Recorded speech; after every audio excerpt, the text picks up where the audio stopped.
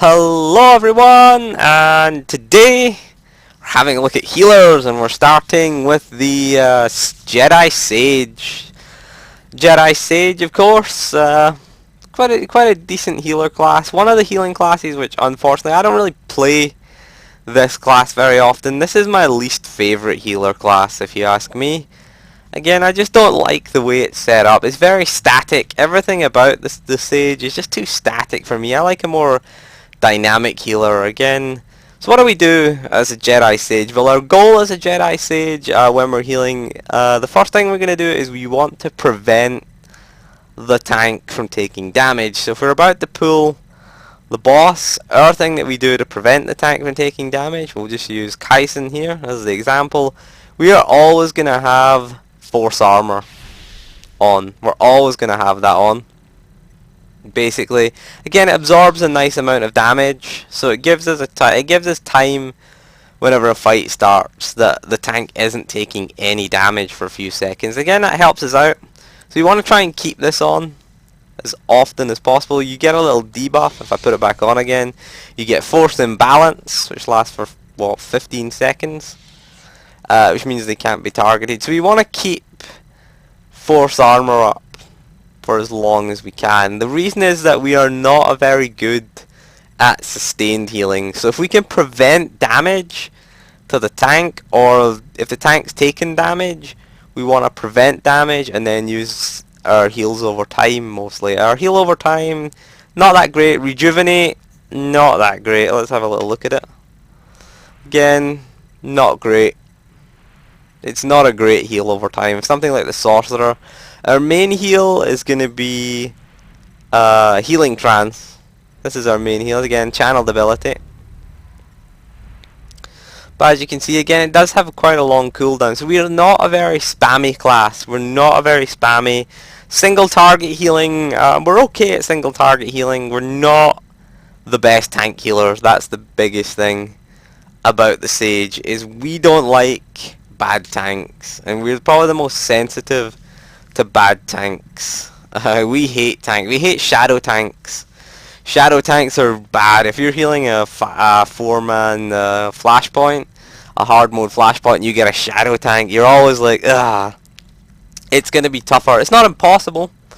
Not saying it's impossible to heal a shadow tank, but it's going to make our life difficult, because again, we are not that sustained healer. If you're a scoundrel, for example, where you've got that burst healing and that sustained healing, our burst healing, it's okay. Our biggest problem is that if we don't have Healing Trance and Rejuvenate on cooldown. So if we want to do some burst healing, what we're going to do first of all is Force Armor, Rejuvenate, and Healing Trance tends to be our main burst heal. We can use Benevolence. It's kind of annoying.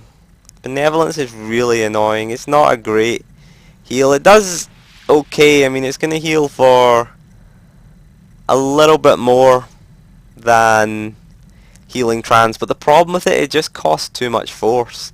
And the problem with Deliverance again, we always tend to prefer Deliverance over Benevolence. It may take longer to cast, but it costs less force and it heals for more. So Benevolence I'm not a fan of. There's never really a reason to cast it. If you just want to burn through your force, as we'll just demonstrate. Look how fast we're burning through our force just by casting Benevolence. Again, look at that. Look at our force. It's taking an absolute pounding. Things we can do. Again, we don't have much in the way of regeneration of our force.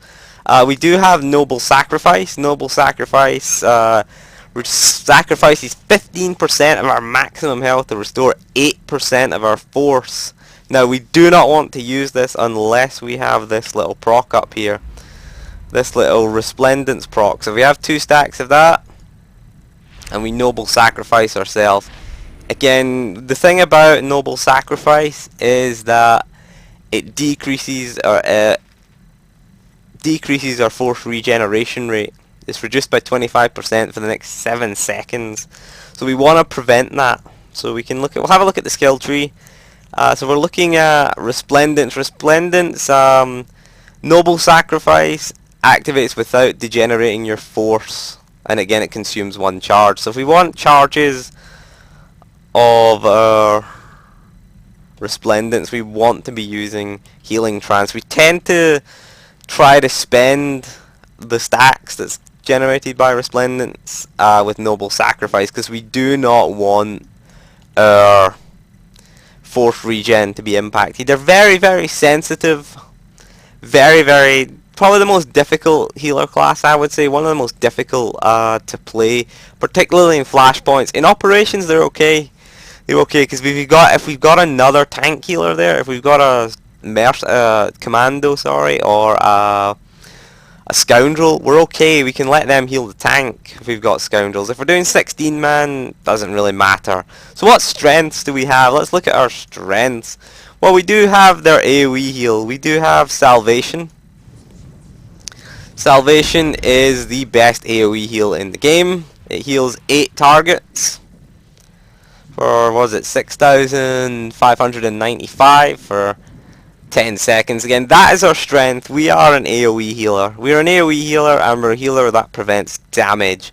We're not a burst healer. We're not great in PvP either, because again, we just don't have that burst healing or that immediate healing that a scoundrel has. I mean, if you compare ourselves, the Sage, to a scoundrel, we are a very static healer. We can only use 1 heal on the move. We can only use Rejuvenate.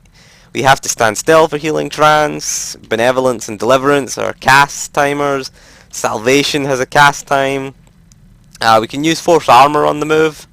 That's the only one we can use. We do have Force Mend. Force Mend is our defensive cooldown, really. That heals ourself. You can see it. You can only use that on yourself. That's the thing about Force Mend.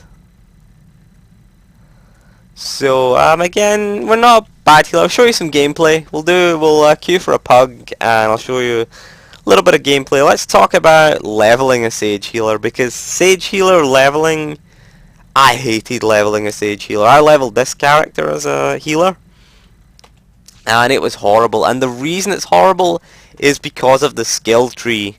The skill tree for the Sage, it's one of the least flexible skill trees in the game, I would say. In terms of the build is fairly standard. Again, at low level we want telekinetics. Our main abilities come in the telekinetics tree. Inner strength and mental longevity. We want them. I would like to see them put into the healer tree, because what have we got? Force Gift and Penetrating Light, kind of useless. I mean, Alacrity and Crit, don't care about them at low level. We don't really care, but reducing the force cost of all force attacks and healing abilities by 9%, that's massive. Forget the accuracy. Accuracy is useless for a healer. But again, we want that. That would be a great thing to have at low level in the healer tree. And again, increasing our total force by 100%. So it's fairly standard. The build is fairly standard. Again, some people may not want to take Valiance and maybe want to put more points into telekinetic defense, because again, Force Armor is one of our main abilities. But again, Valiance, if it goes wrong and we are using Noble Sacrifice, we do have to on a few occasions, especially if we're doing hard mode operations. The amount of damage that's flying around, we're gonna have to use Noble Sacrifice at some point. Maybe for your hard mode flashpoints, you maybe want telekinetic defense. That's the only real debatable ability. But everything else we kind of need. We want Master Speed, again, to get out of things, especially if we're doing the Zerka Corporate Labs, if we're fighting the droid, the first boss in that. When we get pulled into the water and it goes electrified, we want to get out of there. We want to get out of there as fast as possible. So again, we do want Master Speed, because it increases our duration of Force Speed. I mean, Force Barrier ends the cooldown of Force Speed finishes. Force Barrier is, of course, our bubble. The only thing is, if we do the only good thing for self-healing ourselves is Force Armor on ourselves, provides heals over time, which is quite nice, as does Force Barrier. So that's quite nice. So for healing ourselves, if we're taking damage, You tend to just pop Force Barrier on yourself, and you'll get some nice healing on yourself over time. And you've also got Force Mend. Force Mend doesn't cost any force, should be noted. And Force Barrier costs very little force, 35 force, not a lot. But again, that is, I just don't like the Sage Healer for leveling. I would like to see this skill tree revamped, to be honest. They did change it. They did move Pain Bearer, and they moved Psychic Suffusion. So you couldn't take Force Wave. Force Wave is our not AoE knockback. That becomes an AoE heal. But it means we get an AoE heal later on. That was the only good thing about that, is we did get an AoE heal at kind of low level because it was at the bottom of the tree. Now they put it kind of somewhere around here, so we'll be about level 28, 29, maybe 30 by the time we're getting to here, depending on how you build it. But yeah, I don't like this. I mean, again, we're always going to take our main stat, willpower. We're always going to need that from balance.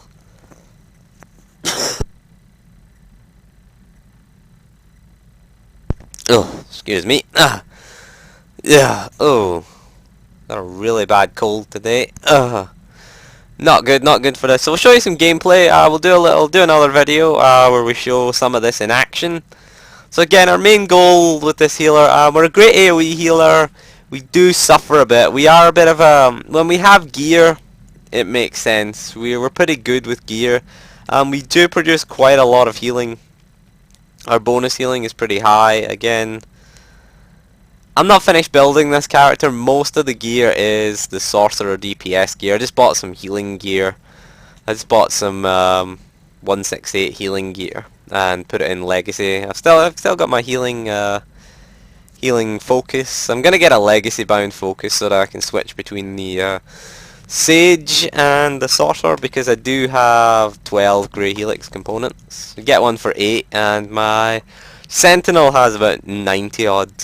Yeah, I farmed Xeno Analyst a hell of a lot. So we'll take a look at the next video. We'll take a look at the Sage healing in action. We'll queue for a Pug, and the thing that you're gonna do when you queue for a Pug as a Sage healer is you pray. You pray.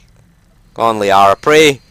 There you go. She's praying. She's praying that she doesn't get a Sorcerer. Not a Sorcerer. We're praying that we don't get a Shadow. Please don't give us a Shadow. Please don't give us a Shadow.